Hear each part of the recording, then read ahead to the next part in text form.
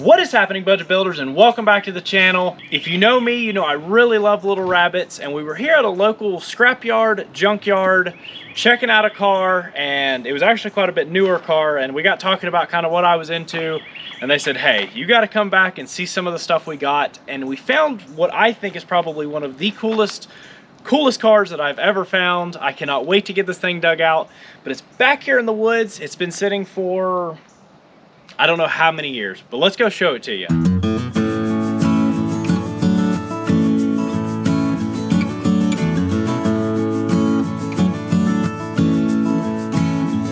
So this here behind us is an early Westmoreland Mk1 Golf or Rabbit that Clemson University built back in 1991 as an electric race car.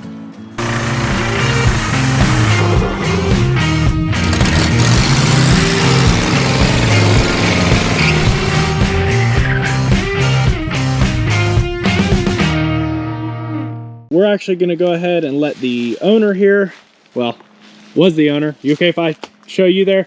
Mr. Jake is going to go ahead and dig everything out because this is his yard here. We're going to let him get it all dug out and we'll pull it out. He's made a little pathway through the yard here and we're going to go out and get it on the trailer.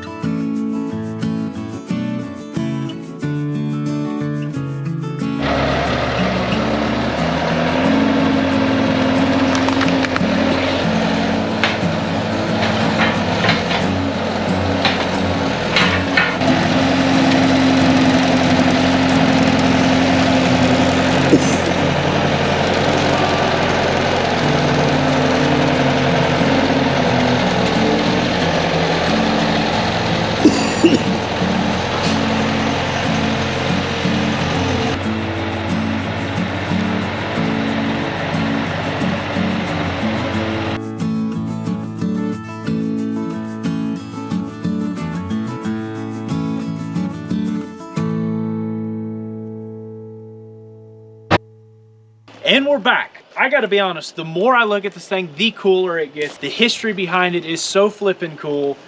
But I'm not gonna lie to you, be completely honest, I have never been around, driven, worked on, touched electric vehicles in any way, shape, or form.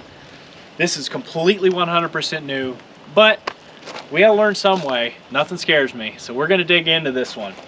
Few things. This car was actually SCCA certified at one point.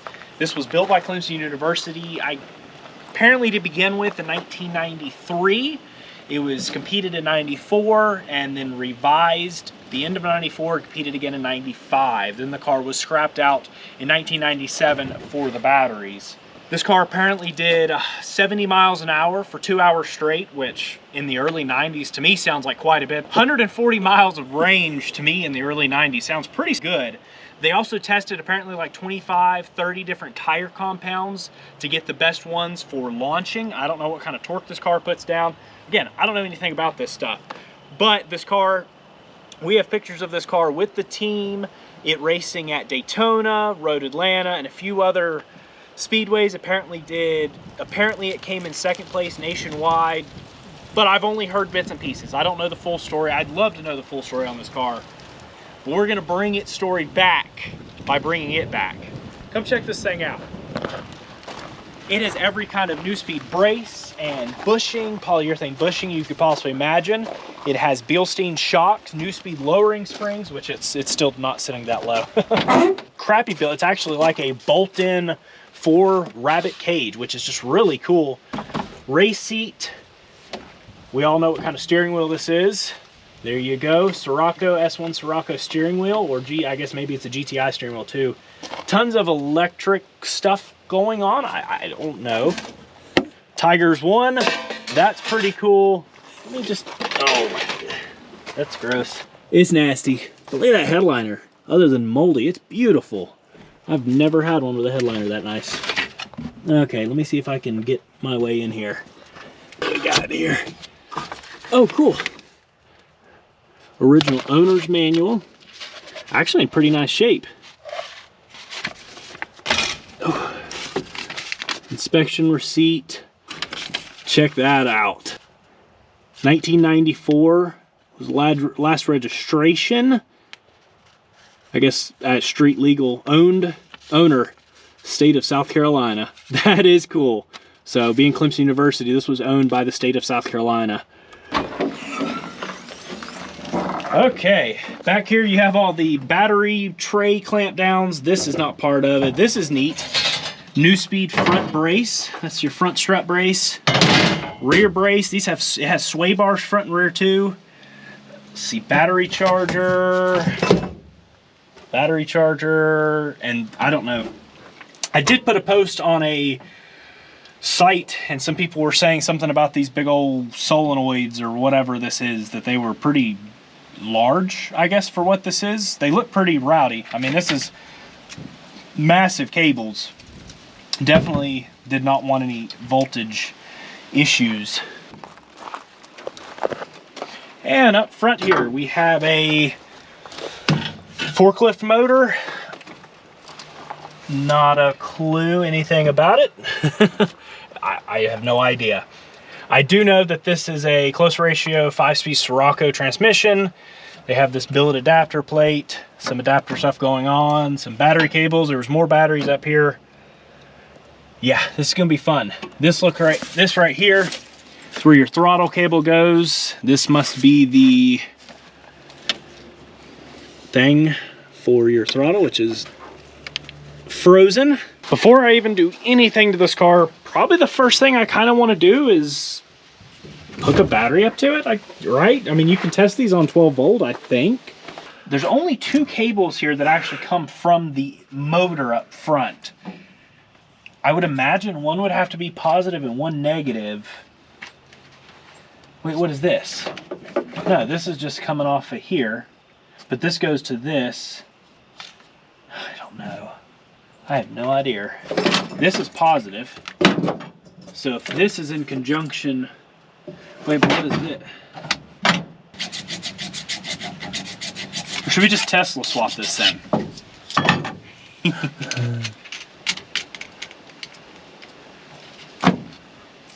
All right. What do we have up here? Okay.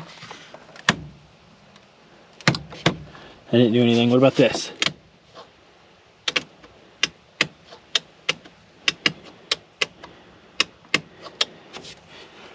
This is... Will you grab a screwdriver really quick, please? I did end up busting this off when we were to move the car off and around the trailer. This is unboltable. We'll get another one to replace that. No big deal. I actually have one. Ignition switch, though. What the? Negative 31.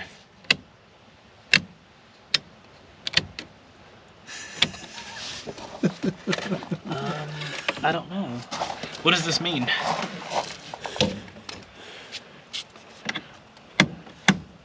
Now it just means we have to give it throttle, right?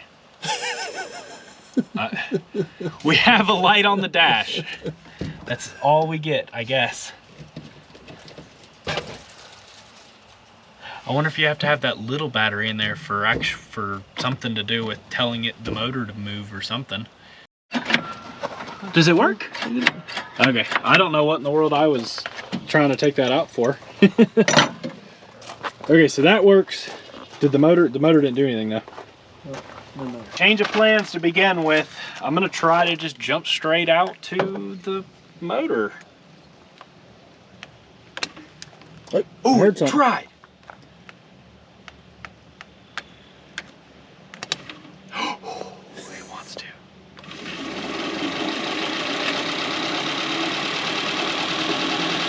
That's a working motor. It's running. There you go. I'm gonna do something crazy. I'm gonna put it in gear, and we're gonna see what it does. Because I can't tell if it's. I mean, right? I mean, maybe it's running, but we gotta put it in gear to find out, right?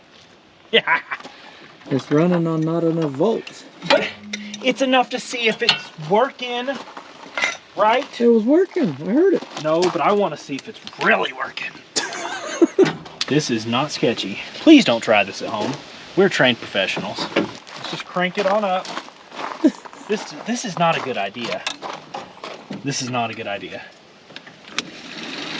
It's a very good idea. First electric car drive. Oh my. Oh, I'm a fat boy. It's running. You ready? It's getting faster. Wind's just fixing to blow. It pulled! Hey! Ah! It's a golf cart. I'm driving our first electric car. I gotta turn, I'm not gonna make it hill. Hold on. I can put it in reverse. You've gotta be kidding me. We're driving this thing. We might have a shortage of reverse.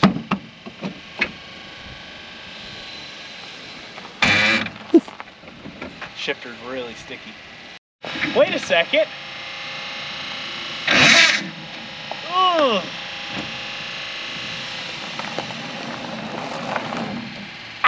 It's got brakes. It must be electric brakes. They're like electric. Wait, I'm gonna put it in 5. fifth gear.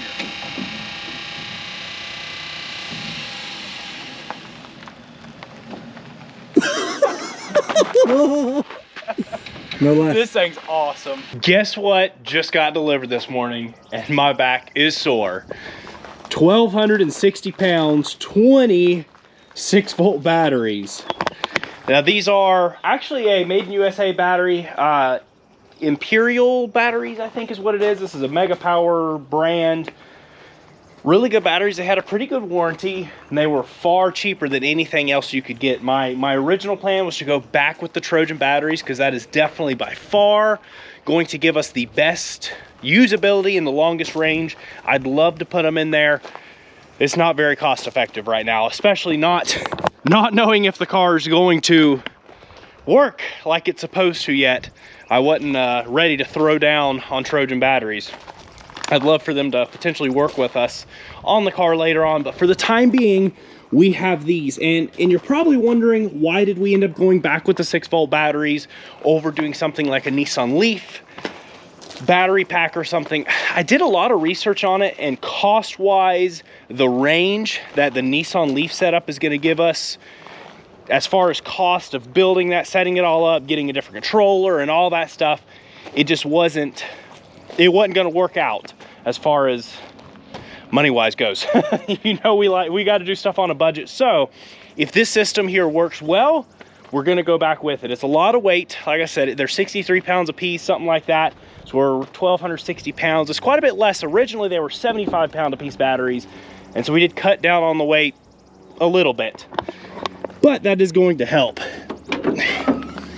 I think our next step now, before I even consider putting the batteries in here, I want to clean everything out of this car, and I want to start cleaning up each and every one of our little individual connections here. All of these. I want to take all these out, clean all of these up, because I know nothing about electric cars, and if the system in this car will work, I want it to work, and we don't want the possibility of tearing something up because of a crusty connection, and there's a lot of crusty connections in there. We're gonna try this. Just remember, I'm not Rich Rebuilds. I don't know anything about electric cars. I'd love to. That's why we're attempting this, because we got to figure it out too, right? Apparently this is a pretty Mac Daddy controller, but I don't know. I did look up this thing here, and this is a motor controller for a big Heister forklift, and these things are like $2,500 used.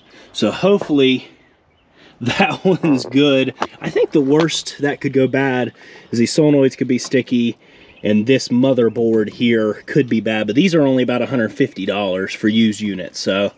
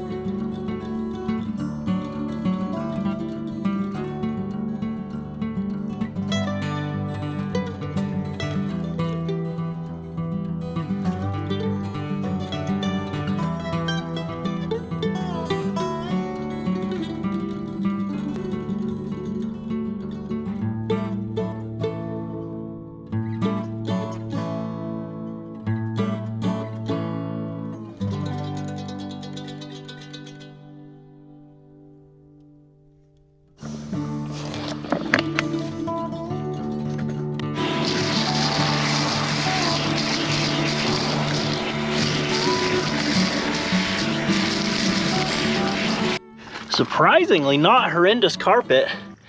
It'll probably need to be replaced, but you could tell it was brand new when they built the car.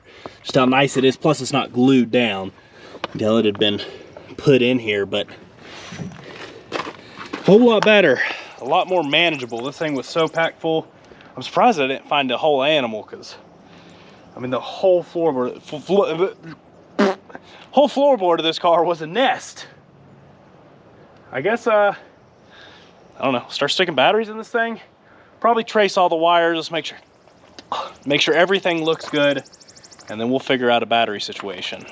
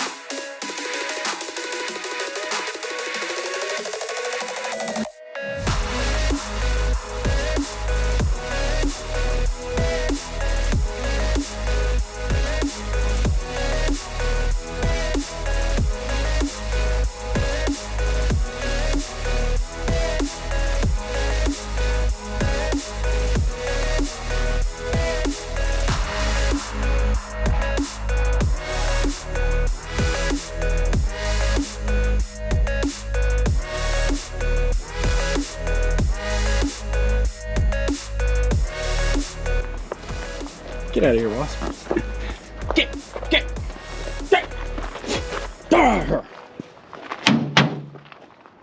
Thank you. And then we have all of these tied in, except we were one jumper short. So we're gonna just, for the time being, I'll probably try to go to an equipment place and get one more big 2-aught jumper. And the reason they are this big is just so you have no possibility of power loss. You know, this is race car stuff. Race car stuff right here. Let's go ahead and make sure what kind of voltage we have here. Like I said, we're going to be short a little bit, and these are all in series, not parallel. So we're not positive to positive, negative to negative. We're positive to negative, positive to negative, positive to negative. We should end up with, oh, check that out. We're 120 because of overcharging, because they're brand new batteries. So with a little bit of use, those will kind of level out, and then we'll be able to add this one in here. But we are at 120 there, so I am gonna go positive first, and then I'm gonna check voltage here, and then this is scary.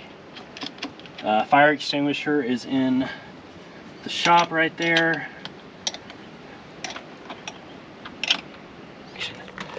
Okay, now this is kind of cool. There's a big power switch. It's probably like a safety, big, huge orange power switch. So we won't have power to the motor just yet. Stuff's making noises. I don't know if that's good or bad. So before I try that anymore, go ahead and get a little 12-volt replacement battery for, I don't know, whatever this is up here that controls things. I think this is just to fire up your little controller and stuff. Yeah, power just locked into place.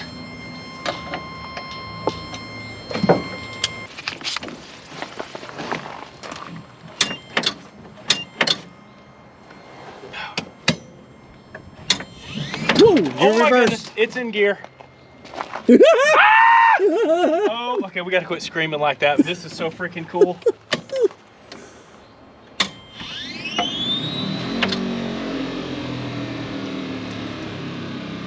Dude, you've got to be kidding me. That's funny. We're gonna drive this for, oh my gosh. Okay, I am, oh my back. Okay, let's put air in that tire. Yeah, these batteries killed me. We're gonna try to drive this thing. It worked. The stuff works. This ain't, what? It made noise, like power noises. I know this is probably not incredibly exciting for some of you, but this is just cool. Was that not the motor? Yes, the motor just, yeah, no, it kicked on. That's why it went, well, yeah, of course it did, because we went in reverse. Woohoo! It's on, so. I'm so nervous.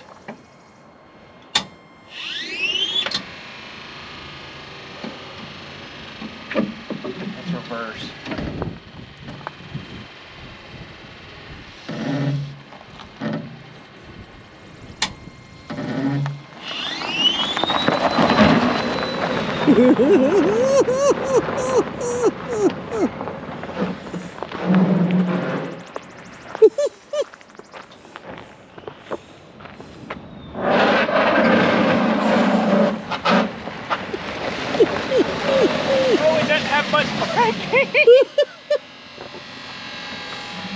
Do you hear how long it takes? It got faster the second time I got on it. Come here. Hey, that's good. I guess I should bolt that down.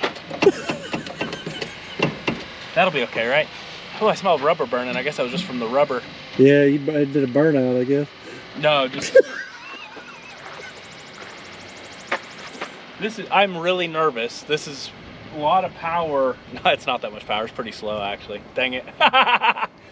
Get in this thing with me. Come on. Oh, it's got a seat in it. Let me get out in the road. Let the clutch out. And then... Oh, that was reverse. It was clicks out of reverse.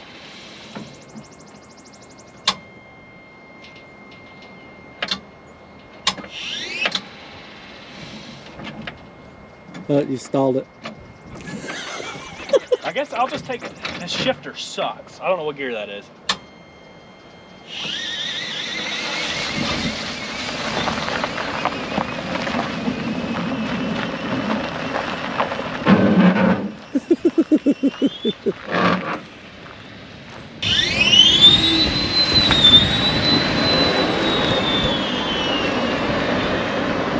I think it has it regened when you let off.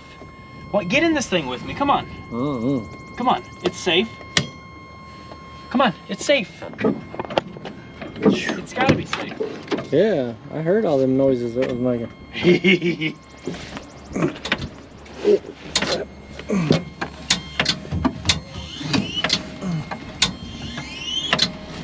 Oh my goodness. The world.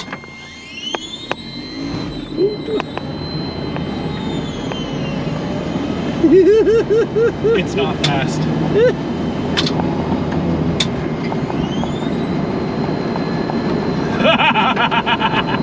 It drives though. It sounds like it has regen. Oh my god.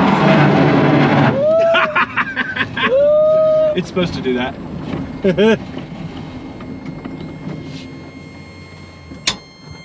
Let's reverse.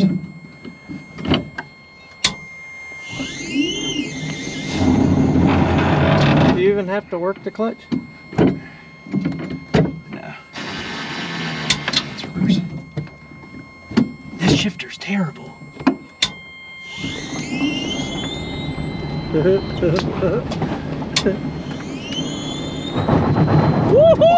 We're spinning time! Oh my god, it's on or off, that's it. I don't think you have to go, I mean, just stay in first gear. Yeah, so I said I don't think it'd make a difference.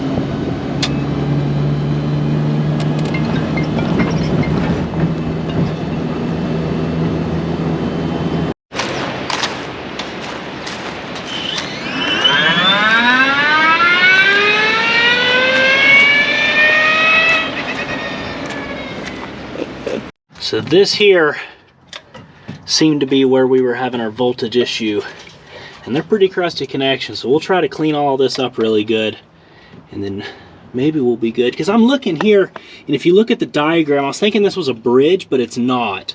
Or I was thinking this was like a switch, but it's actually a direct bridge. It's nothing that, so it's got to just be a connection issue. Runs, I guess that's what you'd call it. It actually drove. I gotta say, it was a little disappointing. I was expecting, it was all hyped up, you know, I hyped myself up especially.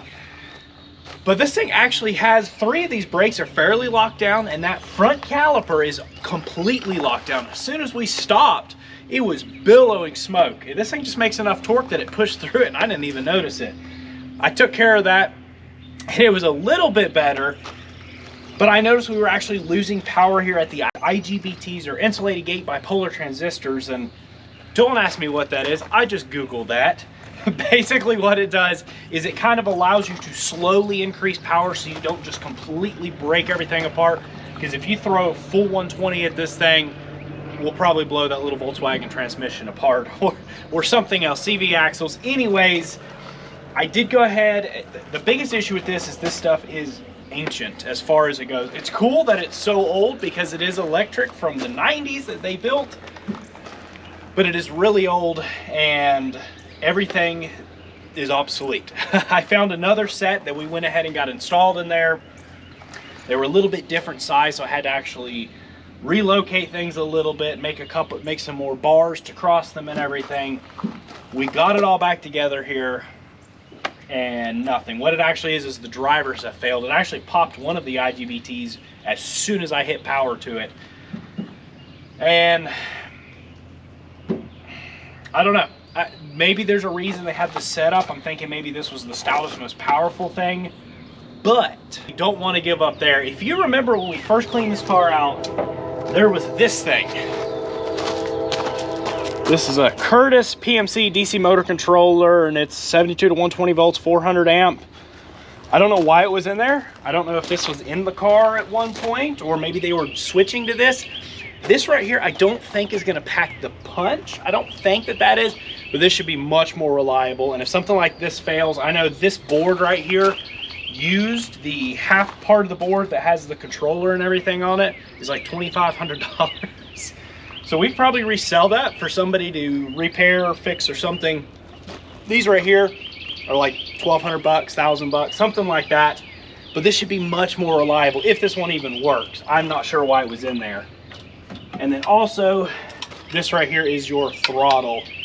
So this will allow us to hook our throttle up, and this is the throttle for that. I don't know, maybe they were gonna put it on here. Quite honestly, it doesn't look like anything was ever bolted to this. So maybe this was an idea, and this should be much safer, much more reliable. That system there kind of scares me, just how open it is. We obviously need a back here, but if anything were to fly around or something, trust me, you get anything near these and they go boom. They're actually still really good, but I think that's going to be I think we need to try that. I think that's going to be safer. I think it's going to be more reliable. Maybe it doesn't quite pack the punch, but I think it'll be good to be able to drive this thing around some more. And there we go. We've got the new controller in there. I think I've got it right. Here we have our battery positive. That'll hook up to the positive side of our bank there. Still fused, still on this big relay switch, which I have hooked to 12 volts here, so we can power that up. And then this is your motor positive, which also hooks into the positive that goes to the controller here on this side. This right here is battery negative, which just goes to the battery negative, and this is the motor negative. You know, your control really is all through the negative side of it, so you have positive all the way through. And then right here we have our potentiometer, or our throttle, which is just going to throttle up. It goes on those bottom two. It does not matter the order. And on the top side here, we just have a power signal that's on a little switch that'll switch on and activate that there.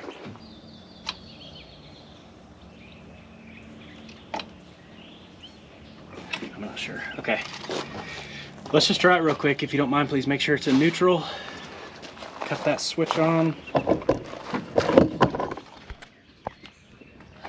Where's my key? No, not that switch. Just the big side switch. None of that's hooked up anymore. Oh, if anyone's wondering, this is super glue on my finger. Is it on? Yep. All right.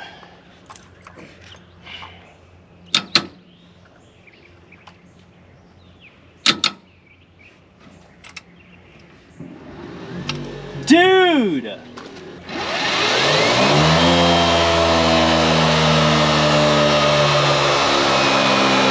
I thought we were dead for the rest of this video, but we're back alive, we're working, and we have a nice reliable setup, which is awesome. That is exciting, because that is a much better, I don't know, maybe it's not, in my book, that looks a lot safer.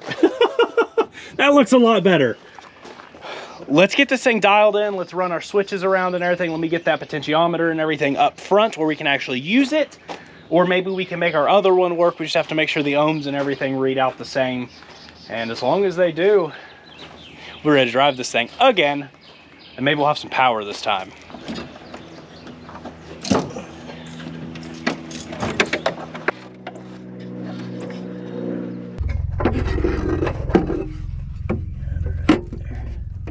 Yeah, that'll have a plate eventually.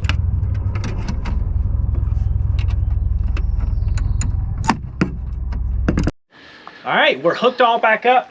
I did go ahead, we have our battery here. It runs up, it is fused, and it runs up to a switch in the front, which actually actuates our solenoid here, or contact or relay hob and flooper thing. And then we also have your power, which I did fuse, that goes into the motor controller here. These are our 2 wires that go up to the throttle. For the time being, I do just have this on a jumper to click the relay over. And then there is our throttle. Maybe that's second.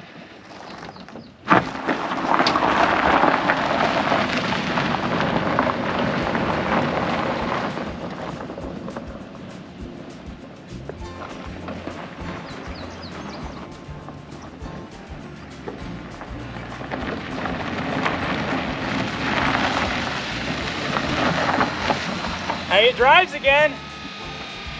Let's see if I can't get it in first.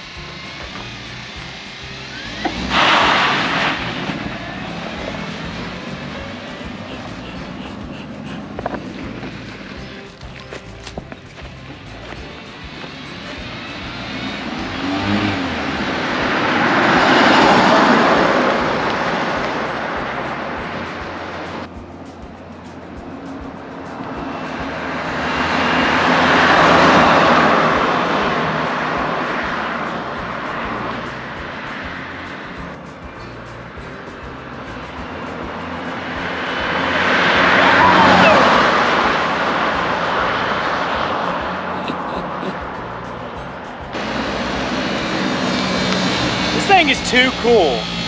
It's so much more linear and so much more smooth. It's still not a hot rod, but maybe it's not supposed to be. Let's go for a ride. Okay, so I'm gonna start out in first. It definitely, just throw it in gear. Oh my goodness. Oh, something just, what the heck was that? I don't know. Oh, I smell burning now.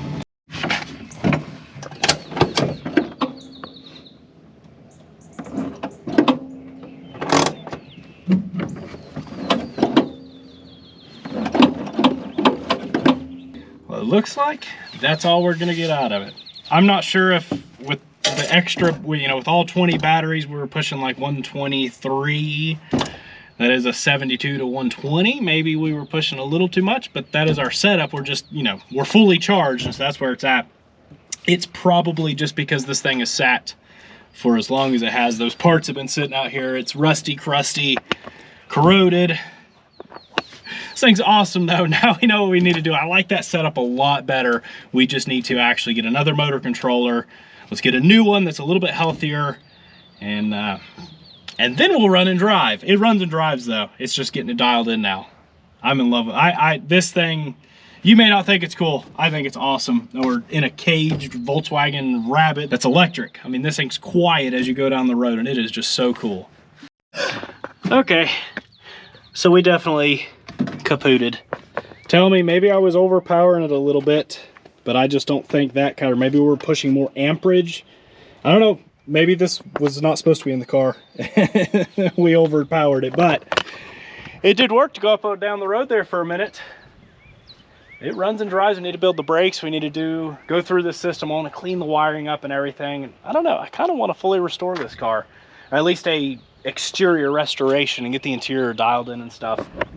And I wouldn't mind actually daily driving this thing. I mean, The fuel economy is great. Just to give you an idea, they didn't want to get rid of this car, so we kind of had to, I had to offer up a little bit on it. This was a while back. I actually paid $2,000 for the car.